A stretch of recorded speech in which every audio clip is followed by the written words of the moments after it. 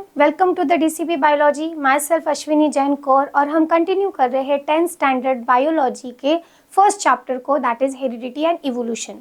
इन previous video tutorial हम सीख चुके हैं हेरिडिटी के बारे में, उसके इंपॉर्टेंस के बारे में और जिन साइंटिस्ट ने जेनेटिक मटेरियल को फाइंड आउट करने में हेल्प की है उनके बारे में। In this video tutorial we are going to understand about the central dogma of life. Okay, किसके बारे में हम बात कर रहे हैं? हम बात करने वाले हैं सेंट्रल डोग्मा ऑफ लाइफ के बारे में। Before moving towards the central dogma, I am having one question. मेरा सवाल ये है कि क्या हमारी बॉडी केमिकल से बनी हुई है कि बॉडी के अंदर केमिकल है? What do you think? क्या हमारी बॉडी केमिकल से बनी हुई है या हमारे बॉडी के अंदर केमिकल है? Let's find out. सो हमारी बॉडी बनती है ऑर्गन सिस्टम से, right?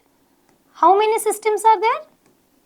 There are 12 systems in human body. Okay, so हमारी बॉडी बनती है ऑर्गन सिस्टम में। ऑर्गन सिस्टम बनते हैं ऑर्गन से, ऑर्गन्स बनते हैं ग्रुप ऑफ टिश्यूज से, ग्रुप ऑफ टिश्यूज बनते हैं सेल से, सेल बनती है सेल्यूलर कंपोनेंट से और यही सेल्यूलर कंपोनेंट्स बनते हैं from the biomolecules. Biomolecules are the molecule which are synthesized inside the living organism, right? तो किससे बनते हैं? बायोमोलिक्यूल से। अब ये बायोमोलिक्यूल्स कौन से हैं? तो ये बायोमोलिक्यूल्स है प्रोटीन, राइट, कार्बोहाइड्रेट्स,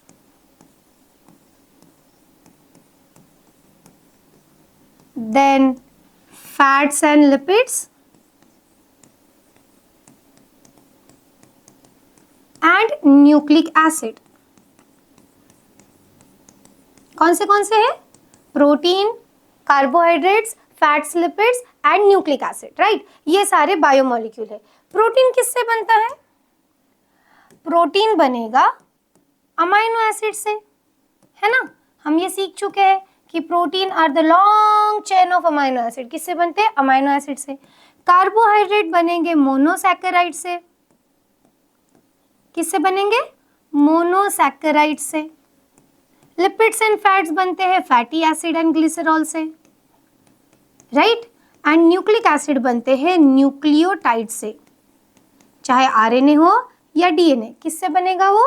न्यूक्लियोटाइड से बनेगा, बराबर? सो अब ये जो अमाइनो एसिड है जो प्रोटीन को बनाता है, ये अमाइनो एसिड किससे बनते हैं?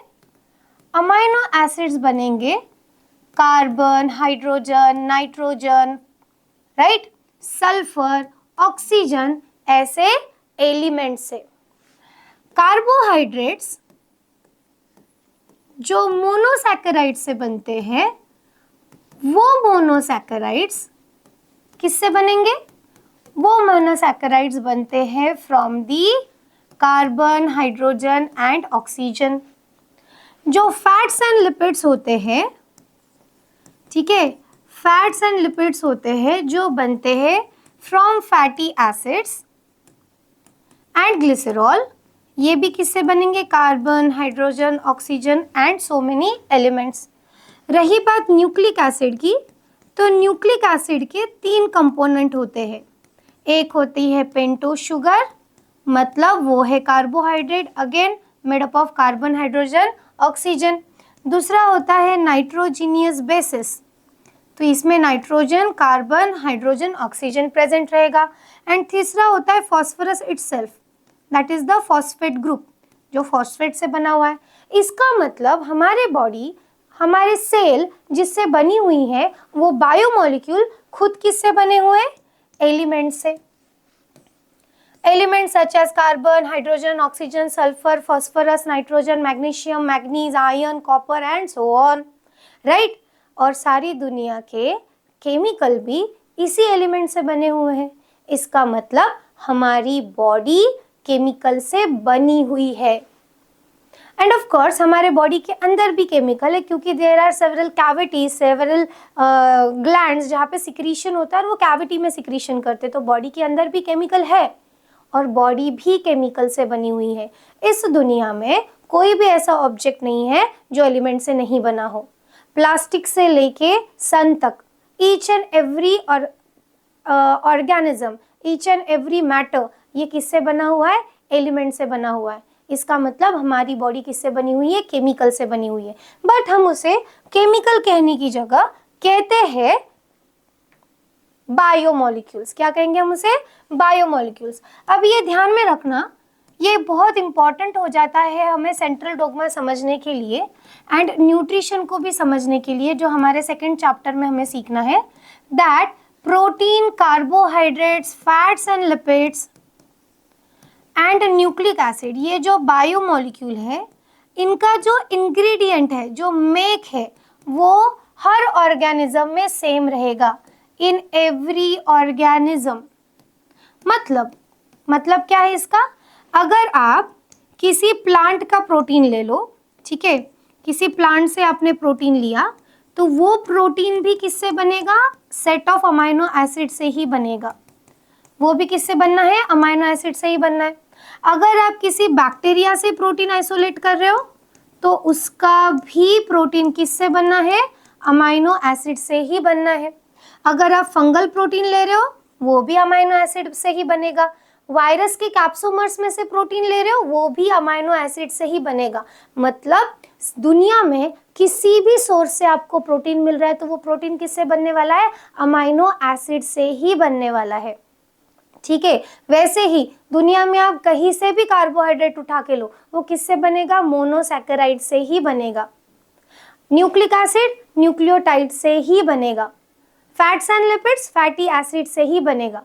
फिर सारे ऑर्गेनिज्म में अलग अलग प्रोटीन, अलग अलग कार्बोहाइड्रेट्स, अलग लिपिड्स, अलग न्यूक्लिक एसिड कैसे हो सकते? ऐसे वो इसलिए हो सकते क्योंकि there are several types of the units, like कि अमाइनो एसिड की अगर हम बात करें तो 20 इसेंशियल अमाइनो एसिड्स है, राइट। और ये कहीं पे लिखा हुआ नहीं है ना, ये कहीं पे ऐसे जरूरी नहीं है कि वो 20 अमाइनो एसिड को एक ही पर्टिकुलर नंबर में और एक ही पर्टिकुलर क्वांटिटी में लेना है। No, it is not like that. मान लो मैंने अगर आपको 20 अलग अलग कलर के पर्ल्स दिए, ठीक है, रेड, ब्लू, ब्लैक, पर्पल, फिर अलग अलग शेड, ऐसे 20 अलग अलग कलर के अगर मैंने आपको मोती दिए, पर्ल्स दिए, और आपको बोला कि आप अपने हिसाब से कितना भी लंबा, कोई बैरियर नहीं है, कितना भी आप नंबर ले सकते हो पर्ल्स का, कितनी भी बड़ी चेन आप बना सकते हो, आप अपने हिसाब से चेन बनाइए। हर किसी की चेन अलग अलग रहेगी, हालांकि पर्ल्स सेम है, ठीक है, बट उनका नंबर कि कितने पर्ल्स की बनाई है माला, उसके बाद में उसका सीक्वेंस कि पहले रेड लगाया फिर ब्लू लगाया, किसी ने पहले ब्लू लगाया फिर रेड लगाया, किसी ने 2 रेड फिर 2 ब्लू ऐसे लगाया, तो सीक्वेंसेस अलग हो जा रहे हैं, नंबर अलग हो जा रहा है, लेंथ अलग हो जा रही है, उसके बाद में उन्होंने जो स्ट्रक्चर बनाया, ठीक है, वो स्ट्रक्चर अलग हो रहा है। इसीलिए मेक सेम होने के बावजूद भी सबके प्रोटीन्स अलग है, हाँ, सबका डीएनए अलग है, सबके कार्बोहाइड्रेट्स अलग अलग हो सकते हैं, बट ग्लूकोज का यूटिलाइजेशन ह्यूमन में भी ग्लूकोज ग्लूकोज ही है और प्लांट्स में भी ग्लूकोज ग्लूकोज ही है, उसमें कोई फर्क हमें दिखता नहीं है। इसका मतलब क्या है? दुनिया में कौन से भी सोर्स से, बायोलॉजिकल सोर्सेस से अगर आप बायोमोलिक्यूल को सेपरेट करते हो, तो उनका जो मोनोमर है जिससे वो बनते हैं वो सेम रहेगा, और यही हमें सपोर्ट करता है। इसी वजह से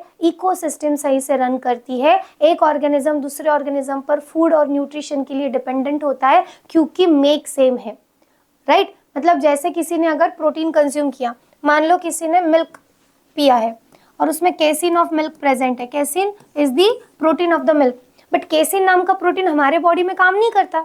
फिर यहाँ पे होगा क्या? यहाँ पे इस केसिन को डाइजेस्ट किया जाएगा इन आवर बॉडी। डाइजेस्ट कर रहे मतलब क्या कर रहे? कॉम्प्लेक्स प्रोटीन को कन्वर्ट कर दिया इनटू सिंपल अमाइनो एसिड्स, और अब इस अमाइनो एसिड का इस्तेमाल किया जाएगा सेल्फ प्रोटीन बनाने के लिए। जैसे कि मान लो ossein, that is the bone protein, या एंटीबॉडीज जो ब्लड में प्रेजेंट होते हैं, उनको बनाने के लिए इस्तेमाल किया। मतलब सिंपली आपको एक माला दी गई मोतियों की, आपने उस माला को तोड़ा, उसमें के सारे मोती अलग किए और अब अपने हिसाब से माला बना रहे हो। इसी तरह से क्या किया जाता है? इसी तरह से अमाइनो एसिड का इस्तेमाल किया जाता है टू सिंथेसाइज द प्रोटीन, बराबर। वैसे ही बाकी की चीज़ें कि कार्बोहाइड्रेट्स का इस्तेमाल किया जाएगा, फैट्स एंड लिपिड्स, तो उनके मोनोमर्स का इस्तेमाल किया जाता है, बराबर। तो क्या किसी भी ऑर्गेनिज्म में एबिलिटी नहीं है अमाइनो एसिड सिंथेसाइज करने की? है, प्लांट्स ये सिंथेसाइज कर सकते हैं। इसके बारे में डिटेल में हम देखेंगे इन द सेकेंड चैप्टर। अब हम आ जाते हैं वापस हमारे मेन पॉइंट पे, that is the central dogma. अब हमें ये पता चल चुका है कि ह्यूमन बॉडी हो या किसी भी ऑर्गेनिज्म की बॉडी हो, वो केमिकल से ही बनी हुई है और उसके अंदर केमिकल भी प्रेजेंट है, बराबर। But building block of the body माना जाता है प्रोटीन को। किसे माना जाता है building block of the body? Building block of the body माना जाता है प्रोटीन को। Why it is called so? क्योंकि प्रोटीन ये हमारे बॉडी में structural as well as functional role perform करता है, ठीक है। Structural and functional role perform करता है, मतलब स्ट्रक्चरल प्रोटीन होते हैं, फंक्शनल प्रोटीन होते हैं। कौन से प्रोटीन होते हैं? स्ट्रक्चरल प्रोटीन होते हैं एंड फंक्शनल प्रोटीन होते हैं। तो अब ये जो स्ट्रक्चरल प्रोटीन है एंड फंक्शनल प्रोटीन है, ये हमारे बॉडी को शेप भी दे रहे हैं और हमारे बॉडी को बायोलॉजिकल कैरेक्टर भी दे रहे हैं। मतलब बॉडी को बायोलॉजिकल कैरेक्टर मिलते हैं किससे? प्रोटीन से। प्रोटीन सिंथेसाइज किया जाता है from the DNA via RNA, मतलब डीएनए से आरएनए बनेगा और आरएनए पे से प्रोटीन बनेगा, ठीक है। क्या कह रहे हैं हम? डीएनए पे से आरएनए बनेगा और आरएनए पे से प्रोटीन बनेगा। तो ये जो प्रोसीजर है that is the formation of, और इंस्टेड ऑफ फॉर्मेशन हम लिख सकते हैं सिंथेसाइजिंग ऑफ और synthesis of protein from DNA through RNA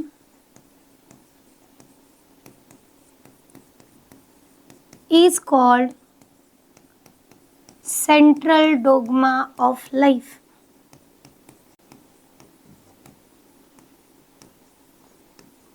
अब क्यों इसे सेंट्रल डोग्मा कहा जा रहा है?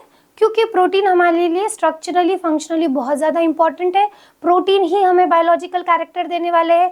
ऐसी कोई भी बायोलॉजिकल प्रोसेस नहीं जिसमें एंजाइम्स इस्तेमाल नहीं होते, and all enzymes are protein except ribozyme, right. इस वजह से प्रोटीन का आए दिन हमेशा बॉडी में सिंथेसाइजिंग होते रहता है। बट कौन सा प्रोटीन कब सिंथेसाइज करना है, कितना सिंथेसाइज करना है, इसका कंट्रोल किसके पास होता है? इसका कंट्रोल होता है जीन के पास, जेनेटिक मटेरियल के पास, दैट इज द डीएनए के पास, बराबर।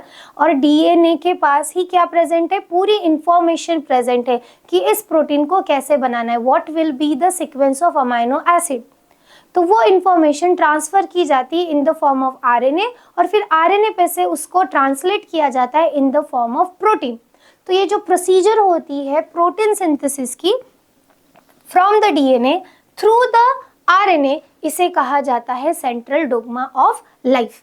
क्या कहा जाता है इसे? Central dogma of life. इसका मतलब सेंट्रल डोग्मा का अगर हमें एक माइंड मैप देखना होगा तो हमें लिखना पड़ेगा सब में पहले डीएनए, डीएनए से बन रहा है आरएनए और आरएनए से बनेगा अब प्रोटीन, बराबर। डीएनए से बन रहा है आरएनए, आरएनए से अब बन रहा है प्रोटीन। सो ये जो मीनवाइल प्रोसीजर होती है दैट कन्वर्जन और formation of RNA, synthesising the RNA from the DNA, इसे कहा जाता है ट्रांसक्रिप्शन। क्या कहा जाता है इसे? ट्रांसक्रिप्शन। और जब आरएनए पे से प्रोटीन सिंथेसाइज होता है उसे कहा जाता है ट्रांसलेशन। क्या कहा जाएगा उसे? ट्रांसलेशन। तो what are the basic major important procedure come under the central dogma is transcription and translation. क्या होता है? Transcription and translation. समझ में? What is translation? Synthesising the RNA from the DNA. No, what is translation? Synthesising the protein from the RNA, इसे कहा जाता है translation. And then what is transcription? Transcription is synthesising RNA from the DNA, इसे कहा जाता है transcription. समझ में आ गया आपको? क्या कहा हमने? फॉर्मेशन और synthesising the RNA from the DNA is known as transcription. Synthesising protein from the RNA is known as translation. Now central dogma क्या है, उसकी प्रोसीजर क्या है और वो इतना इंपॉर्टेंट क्यों है, ये तो हमें समझ गया। अब हम देखते हैं ट्रांसक्रिप्शन में एग्जैक्टली होता क्या है। What is the basic procedure of the translation, not transcription, basic procedure of the transcription. और उसके बाद में हम देखेंगे about the translation. So start करते विद द ट्रांसक्रिप्शन।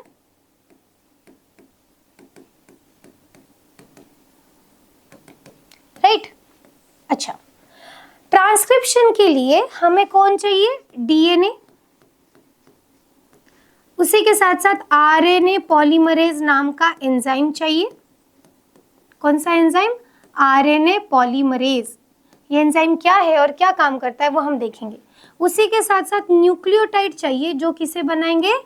आरएनए को बनाएंगे। करेक्ट। अब एक्चुअल प्रोसीजर स्टार्ट करने के पहले हम थोड़ा सा रिकॉल कर लेते हैं डीएनए और आरएनए के स्ट्रक्चर को। ठीक है, हम क्या करेंगे? थोड़ा सा रिकॉल कर लेंगे डीएनए और आरएनए के स्ट्रक्चर को। उसके बाद हम समझ के लेंगे कि एग्जैक्टली ट्रांसक्रिप्शन में होता क्या है। So what is the DNA? DNA stands for, yes correct, deoxyribonucleic acid. ठीक है, डीऑक्सीराइबोस न्यूक्लिक एसिड। डीएनए किससे बनता है? There are 3 components of the DNA. DNA actually बनता तो न्यूक्लियोटाइड से है। डीएनए किससे बनता है? न्यूक्लियोटाइड से। और न्यूक्लियोटाइड के कितने कंपोनेंट है? फिर 3 कंपोनेंट्स है। How many components are there? 3 components. Very first is pentose sugar. Pentose sugar इसलिए कहा जाता है क्योंकि वो 5 कार्बन से बनता है। कितने कार्बन से बनता है? 5 कार्बन शुगर होती है, इसलिए उसे पेंटोज शुगर कहा जाता है, जिसका नाम है डीऑक्सीराइबोज। एक्चुअली ये राइबोज शुगर है जिसके सेकंड पोजीशन से एक ऑक्सीजन डिफिशिएंट है, कम हो चुका है, इसलिए उसे डीऑक्सीराइबोज शुगर कहा जाता है। सेकंड कंपोनेंट जो प्रेजेंट होता है वो है नाइट्रोजीनियस बेसिस। कौन सा है वो? Nitrogenous basis. यहाँ पे हम बात डीएनए की कर रहे हैं, राइट, आरएनए की नहीं कर रहे। तो जो नाइट्रोजीनियस बेसिस डीएनए में प्रेजेंट होते हैं वो है 2 टाइप के, प्यूरिन एंड पिरिमिडिन। कोई कोई इसे पायरिमिडिन भी कहता है। ठीक है, प्यूरिन एंड पिरिमिडिन। तो जो प्यूरिन है इसके फर्दर 2 टाइप हमें मिलते हैं, that is adenine and guanine. जो पायरिमिडिन या पिरिमिडिन है इसके भी 2 टाइप जो हमें डीएनए में मिलते हैं वो है थायमीन एंड साइटोसिन। ठीक है, ये तो हो गया अबाउट द कंपोजिशन। अब हम उनका थोड़ा सा, ये इन तीनों से third one is the phosphate group. तीसरा क्या प्रेजेंट होता है? Phosphate group. इन तीनों से क्या बनने वाला है? न्यूक्लियोटाइड। क्या बनेगा? न्यूक्लियोटाइड। अब न्यूक्लियोटाइड का एक बेसिक स्ट्रक्चर हम देखते हैं। मान लो कि ये पेंटोज राइबोज शुगर है, तो कौन सी शुगर रहेगी? ये डीऑक्सीराइबोज शुगर। यहाँ पे सेकेंड पोजीशन पे प्रेजेंट होता है नाइट्रोजीनियस बेस। ठीक है, नाइट्रोजीनियस बेस अब कोई भी, अदर एडेनिन, ग्वानिन, थायमिन या साइटोसिन, चारों में से कोई भी। फिर यहाँ पे थर्ड प्राइम पर यानी थर्ड नंबर के कार्बन पर OH हाइड्रोक्सिल ग्रुप प्रेजेंट होता है। फिफ्थ नंबर के कार्बन पर फॉस्फेट अटैच हो जाता है। कौन अटैच होता है? फॉस्फेट। इसको हम थोड़ा सा बड़े फॉर्म में देखेंगे। Now this is the pentose sugar. हम न्यूक्लियोटाइड का स्ट्रक्चर देख रहे हैं। ठीक है, डीएनए के न्यूक्लियोटाइड का।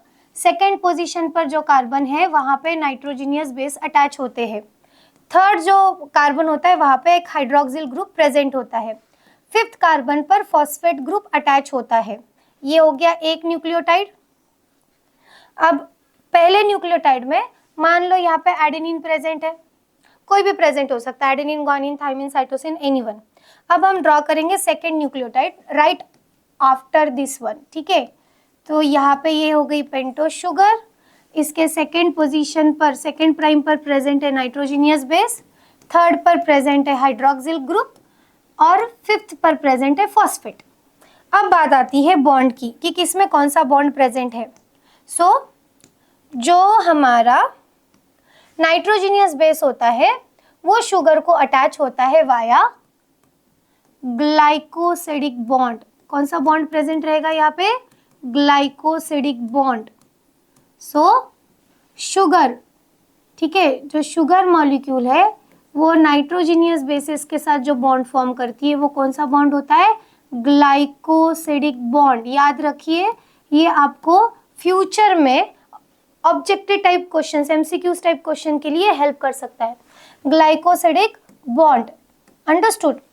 अब ये जो फॉस्फेट अटैच है टू द शुगर मॉलिक्यूल, ये जो बॉन्ड होता है ये होता है ईस्टर बॉन्ड। ठीक है, तो हम इसको सिर्फ ईस्टर बॉन्ड नहीं कहते, हम इसको कहते हैं फॉस्फोईस्टर बॉन्ड। कौन सा बॉन्ड कहेंगे हम? फॉस्फोईस्टर बॉन्ड। अब एक न्यूक्लियोटाइड दूसरे न्यूक्लियोटाइड के साथ बॉन्डिंग फॉर्म करता है। कैसे? पहले न्यूक्लियोटाइड का 3' OH दूसरे न्यूक्लियोटाइड के 5' फॉस्फेट के साथ बॉन्ड फॉर्म करता है। ये बॉन्ड भी ईस्टर होता है। इस वजह से इस पूरे बॉन्ड का नाम है फॉस्फोडाइईस्टर बॉन्ड। ठीक है, फॉस्फोडाइईस्टर बॉन्ड। क्यों हम इसे डाइईस्टर कह रहे हैं? क्योंकि ये एक ईस्टर बॉन्ड, ये एक ईस्टर बॉन्ड, तो ईस्टर बॉन्ड कितने हो गए? 2। किसके बीच में है? फॉस्फेट के बीच में, इसलिए इसे कहा क्या जाएगा? फॉस्फोडाइईस्टर बॉन्ड। क्या कहा जाएगा इसे? फॉस्फोडाइईस्टर बॉन्ड। तो ये हो गया basic structure of the nucleotide. And दो न्यूक्लियोटाइड एक दूसरे के साथ कैसे ज्वाइंट होते, बॉन्डेड होते। अब डीएनए का स्ट्रक्चर जनरली हेलिकल होता है, राइट? 2 स्ट्रैंड होता है, डबल हेलिकल स्ट्रक्चर, मतलब 2 स्ट्रैंड है, डबल स्ट्रैंडेड स्ट्रक्चर होता है। और हर एक स्ट्रैंड दूसरे स्ट्रैंड के साथ कॉम्प्लीमेंट्री बेस पेयरिंग करती है। कॉम्प्लीमेंट्री बेस पेयरिंग का मतलब क्या है? यहाँ पे एडेनिन प्रेजेंट होगा तो उसके अपोजिट में हमेशा थाइमिन प्रेजेंट रहेगा। अगर यहाँ पे गोनिन प्रेजेंट है तो उसके अपोजिट में साइटोसिन प्रेजेंट रहेगा, एंड वाइस वर्सा। मतलब अगर यहाँ पे थाइमिन है तो यहाँ रहेगा एडेनिन, यहाँ पे अगर साइटोसिन है तो यहाँ रहेगा ग्वानिन। ठीक है, मतलब adenine base pairs with the thymine, guanine base pairs with the cytosine. कौन से बॉन्ड होते हैं इसमें? डबल हाइड्रोजन बॉन्ड, यानी 2 हाइड्रोजन बॉन्ड, एंड नीचे के इसमें क्या रहेगा? जीसी में क्या होता है? ट्रिपल हाइड्रोजन बॉन्ड, यानी 3 हाइड्रोजन बॉन्ड से उनके बीच में कॉम्प्लीमेंट्री बेस पेयरिंग होगी। ठीक है, ये ध्यान में रखिए। कॉम्प्लीमेंट्री बेस पेयरिंग की वजह से किसी एक स्ट्रैंड का सीक्वेंस अगर हमें पता है तो हम दूसरे स्ट्रैंड का सीक्वेंस आराम से निकाल सकते। दूसरी मेजर इंपॉर्टेंट बात आ जाती है इसमें कि they runs parallelly but anti parallelly. Anti parallel का मतलब क्या है? एक जगह पे 3' एंड फ्री होगा तो दूसरी जगह 5'। तो यहाँ पे देखो, यहाँ का 3' एंड, यहाँ पे 5' एंड। करेक्ट, समझ में आ गया? तो इसे कहते हैं एंटी पैरेलल रन करना। क्या कहेंगे हम इसे? एंटी पैरेलल रन करना। अंडरस्टूड? ठीक है, यहाँ तक आप लोगों को समझ में आया? ओके, आपको ये सवाल अराइज होगा कि 5' एंड 3' एंड क्या है। मान लो ये पहला न्यूक्लियोटाइड है, इस पहले न्यूक्लियोटाइड का 5' फॉस्फेट ग्रुप फ्री है ना, करेक्ट? और मान लो ये आखिरी न्यूक्लियोटाइड है, इसका 3' OH फ्री है। तो जब हम इसको ऐसे एक बैकबोन में बताएंगे तो यहाँ हम 5' फ्री दिखा रहे हैं, मतलब वहाँ का फॉस्फेट फ्री है। या 3' दिखा रहे हैं, इसका मतलब यहाँ का हाइड्रोक्सिल ग्रुप 3' OH फ्री है। इस वजह से इस डायरेक्शन में इसे लिखा जाता है। तो हमें अभी बेसिकली पता चल गया कि what is the structure of the DNA, right? अब क्वेश्चन अराइज होता है कि डीएनए पे से आरएनए सिंथेसाइज कैसे होगा। तो पहले समझ लेते हैं थोड़ा सा अबाउट द आरएनए। आरएनए जो है वो 3 टाइप के हैं। एक है आरआरएनए, दूसरा होता है टीआरएनए, एंड तीसरा होता है एमआरएनए। जो आरआरएनए है ये राइबोसोमल आरएनए है, मतलब ये राइबोसोम फॉर्मेशन में हेल्प करता है। जो टीआरएनए है ये ट्रांसफर आरएनए होता है, जो अमाइनो एसिड को साइट ऑफ प्रोटीन सिंथेसिस पर लेके जाने का काम करता है। और जो ये एमआरएनए है ये मैसेंजर आरएनए है, ये इंफॉर्मेशन कैरी करके लेकर आता है, मैसेज कैरी करके लेकर आता है कि अमाइनो एसिड को कौन से सीक्वेंस में लगाना है फॉर दी प्रोटीन सिंथेसिस। मतलब सेंट्रल डोग्मा में एमआरएनए सिंथेसाइज होगा एवरी टाइम जब भी प्रोटीन बनाना है। फिर टीआरएनए और आरआरएनए कैसे सिंथेसाइज होते हैं? Same by the procedure of transcription only, क्योंकि हमने ट्रांसक्रिप्शन की डेफिनेशन क्या कही, synthesising of the RNA from the DNA. हमने ये नहीं कहा कि synthesising mRNA from the DNA. हाँ, प्रोटीन अगर बनाना है तो मैसेंजर आरएनए ही बनता है, बट जब सेल बनती है, सेल डिवाइड होने के पहले अपने कंटेंट को जब डबल करती है तब वो आरआरएनए और टीआरएनए को सिंथेसाइज कर देती है। तो डीएनए पर सेगमेंट्स प्रेजेंट होते हैं जिसे हम कहते हैं जीन। वो टीआरएनए को इनकोड कर सकते हैं, आरआरएनए को इनकोड कर सकते हैं। अब ये सेगमेंट क्या है, ये चीजें हम देखेंगे। पहले आरएनए के बारे में समझ लो। तो ये तीनों भी आरएनए जो है ये प्रोटीन सिंथेटिक मशीनरी का हिस्सा है। ठीक है, ये किसका हिस्सा है, प्रोटीन सिंथेटिक मशीनरी का ये हिस्सा है। तो ड्यूरिंग दी ट्रांसलेशन हम इनके बारे में अच्छे से इंफॉर्मेशन गैदर कर ले आएंगे। अब आते हैं towards the gene. What is the gene? Gene की डेफिनेशन क्या है, 9th में आपने पढ़ा हुआ है। जीन की डेफिनेशन क्या है? Gene is the segment of DNA. What is gene? It is a segment of DNA which carries information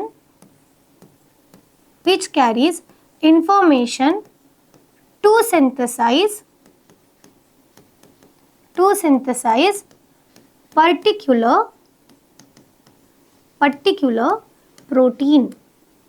इसमें का हर एक वर्ड इंपॉर्टेंट है क्योंकि डीएनए बहुत लंबा चौड़ा होता है, पर पूरा की पूरा डीएनए प्रोटीन के लिए रिस्पॉन्सिबल नहीं है। उसका एक पर्टिकुलर सेगमेंट किसी एक पर्टिकुलर जीन को कहा जा सकता है कि वो पर्टिकुलर सेगमेंट जीन है। कब कहा जा सकता है? जब वो किसी पर्टिकुलर प्रोटीन को सिंथेसाइज करने की इंफॉर्मेशन अपने पास रखता है। फॉर एग्जाम्पल, यहाँ पे मैंने इंसुलिन लिखा है, इसका मतलब ये सेगमेंट ऑफ डीएनए यहाँ से जो यहाँ तक है वो इंसुलिन प्रोटीन सिंथेसाइज करने की इंफॉर्मेशन अपने पास कैरी कर रहा है। अब इंसुलिन का ये सेगमेंट हम इसे क्या कहेंगे? Insulin gene. And insulin gene haemoglobin synthesise नहीं कर सकती, उसके पास इंफॉर्मेशन इंसुलिन को ही सिंथेसाइज करने की है। ठीक है, अगर मैं यहाँ पे लिखूँ कि अगली जो जीन है वो मेलानिन पिगमेंट की जीन है, मतलब वो मेलानिन नाम का जो स्किन पिगमेंट होता है उसको सिंथेसाइज करने की इंफॉर्मेशन अपने पास रख रहा है, तो ये मेलानिन जीन हो गई।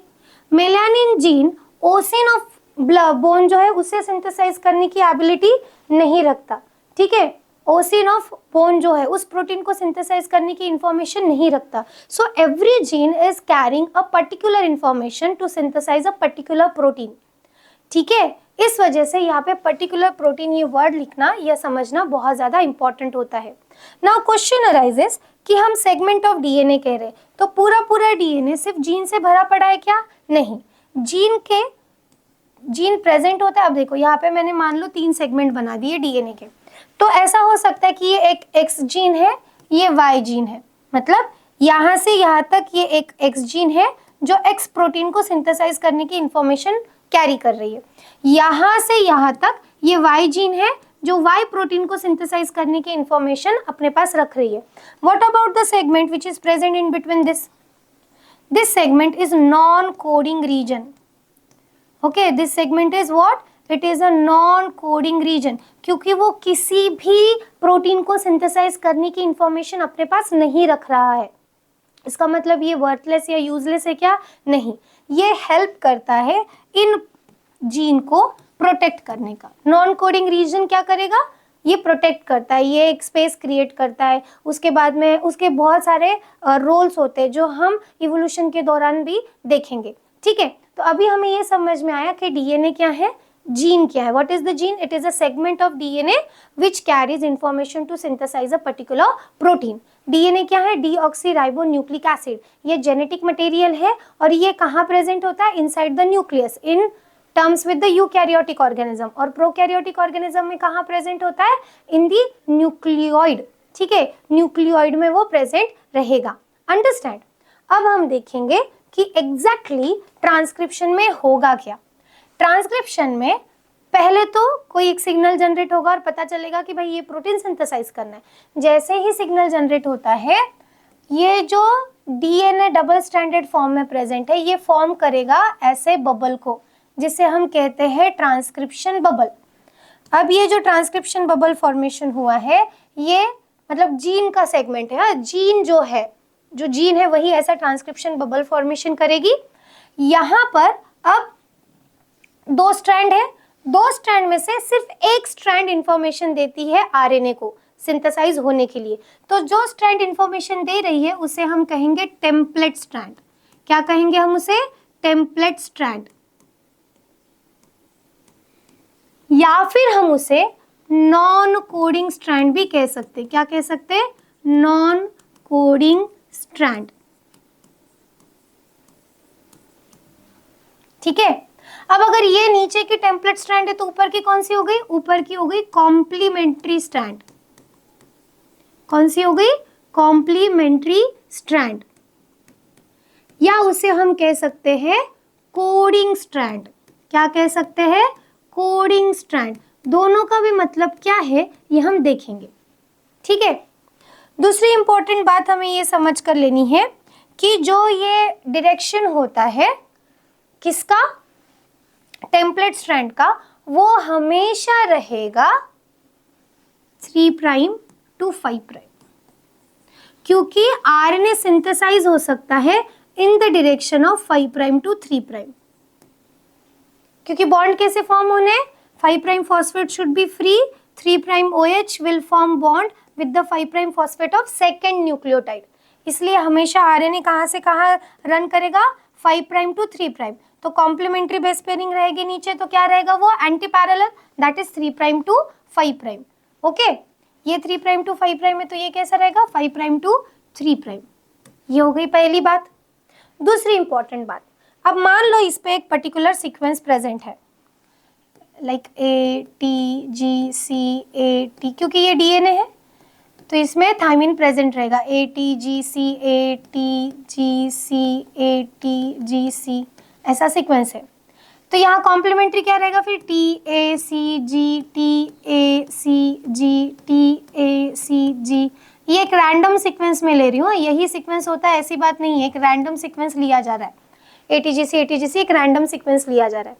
अब क्योंकि ये नीचे का जो स्ट्रैंड है, ये स्ट्रैंड सर्व कर रहा है as a platform, as a information जिसपे से आरएनए बने, इसलिए इसे टेम्पलेट स्ट्रैंड कहेंगे। बराबर। और इस पे से with the help of RNA polymerase, with the help of what? With the help of RNA polymerase complementary nucleotide add किए जाएंगे। मतलब यहाँ पे एडेनिन के अपोजिट में यूरासिल, थायमिन के अपोजिट में एडेनिन, ग्वानिन के अपोजिट में साइटोसिन एंड साइटोसिन के अपोजिट में ग्वानिन, ऐसे क्या किए जाएंगे? न्यूक्लियोटाइड्स ऐड किए जाएंगे। किसमें? ग्रोइंग आरएनए में, जो आरएनए ग्रो कर रहा है उसमें। तो what will be the sequence of RNA over here? इस पे से क्या आरएनए बनेगा? आरएनए बनेगा इस पे से। अब यहाँ पे एक चीज आपको बताती हूँ, ये बबल जहां तक है वहीं तक सिंथेसाइजिंग रहती है, पहले वाला निकल जाता है। मतलब ये ऐसा रहेगा UACG UACG और फिर यहाँ पे UACG, ऐसा वो बन रहा है, कंटिन्यूस ऐसा सिंथेसाइज हो रहा है। बराबर। तो what will be the sequence of the RNA? RNA का सीक्वेंस रहेगा UACG UACG UACG and so on. आप अगर नोटिस करोगे आरएनए के सीक्वेंस को और कॉम्प्लीमेंट्री सीक्वेंस को तो आपको ये सेम मिलेगा। यहाँ पे क्या है? TACG।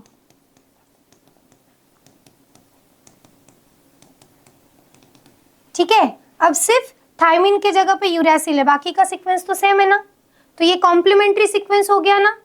बराबर। मतलब आरएनए के जैसे कॉम्प्लीमेंट्री सीक्वेंस हो गया, इसलिए इसे कॉम्प्लीमेंट्री स्ट्रैंड कह रहे हैं। ये टेम्पलेट स्ट्रैंड है, ये कॉम्प्लीमेंट्री स्ट्रैंड है।